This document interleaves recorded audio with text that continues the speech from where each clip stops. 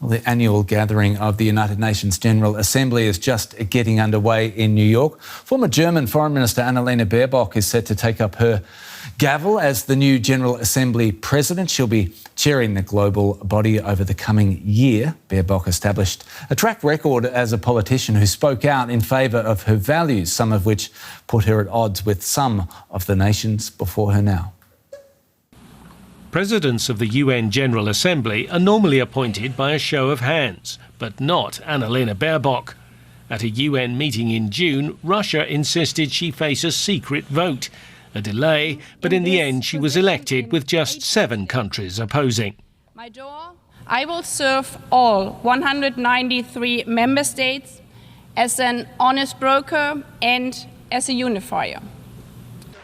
That Moscow might not want to see Baerbock in an influential role comes as no surprise. Just months after she became Germany's foreign minister in December 2021, Russia launched its full-scale invasion of Ukraine. Baerbock soon became a staunch ally of Kiev, visiting the country almost a dozen times while in office. And she became a vocal critic of Vladimir Putin, including at the UN. Russia's war marks a new reality. It requires each and every one of us to take a firm and responsible decision and to take a side. Baerbock also did not shy away from criticising China, at one point calling China's President Xi Jinping a dictator. Baerbock said she often raised human rights concerns with Beijing.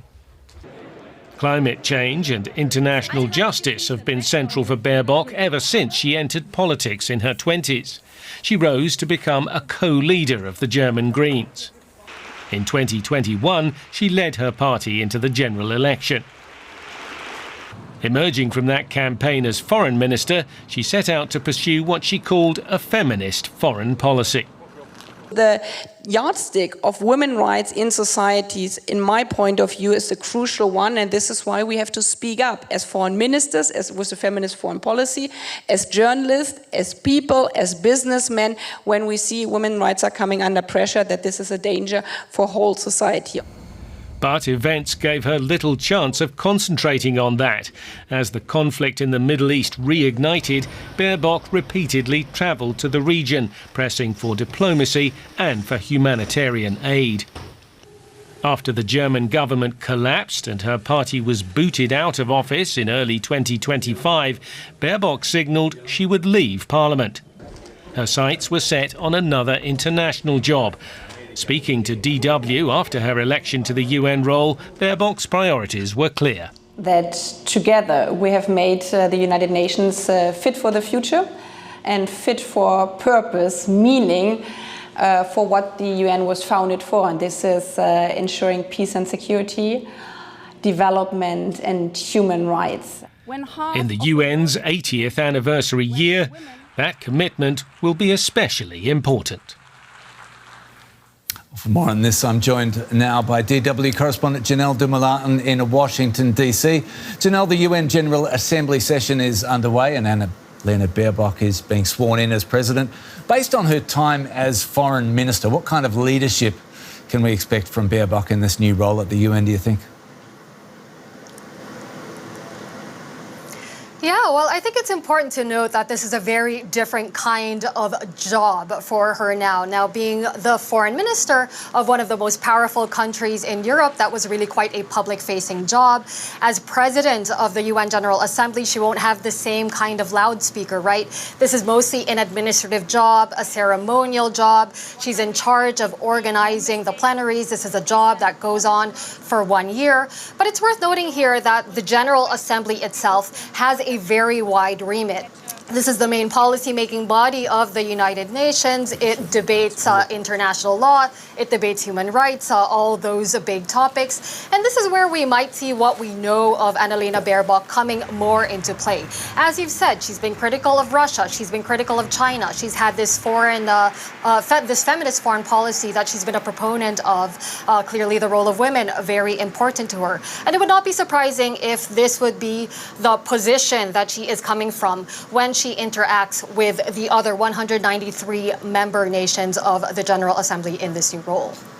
Part of those interactions, we know the recognition of a Palestinian state is on the agenda for some of those high-profile UN members. That topic looms as her first big test diplomatically, does it not? Yes, definitely. And also worth noting, this was already very contentious ahead of this General Assembly. Remember that the Trump administration took the decision to cancel or withhold the visas of Palestinian officials, effectively barring them from being able to attend the UN meetings. So this question of Palestinian statehood is looming very large over this assembly. You have the likes of France, the UK, Canada signaling that they would recognize Palestinian statehood. France and Saudi Arabia are also co-hosting a conference to be held in the course of this high-level week of the General Assembly.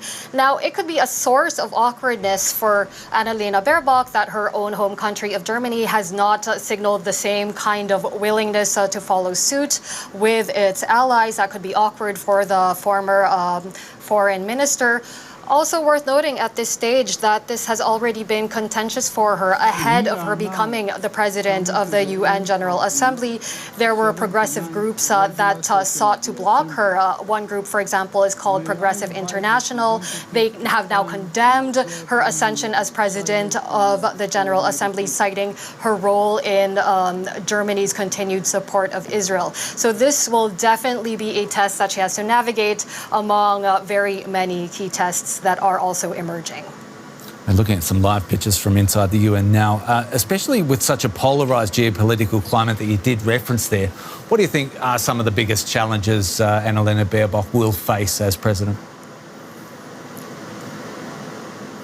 Well, there is certainly no lack of challenges, right? So you have the conflicts and the humanitarian crises, all very major, from Gaza to Ukraine to Sudan. But I think we also have to realize here that the United Nations itself as a body is facing questions of relevance, of effectiveness. The question here being, what is it that the UN can actually do? What kind of impact can the UN have in the face of these multiple crises around the world, in the face of deadlock in the UN Security Council, ideological blocks around the world becoming more entrenched, and a US-led shift away from multilateralism. So it's against this backdrop that she is having to assume this role, and her ability to foster cooperation among nations with very divergent interests, well, that's going to be pushed to its limit.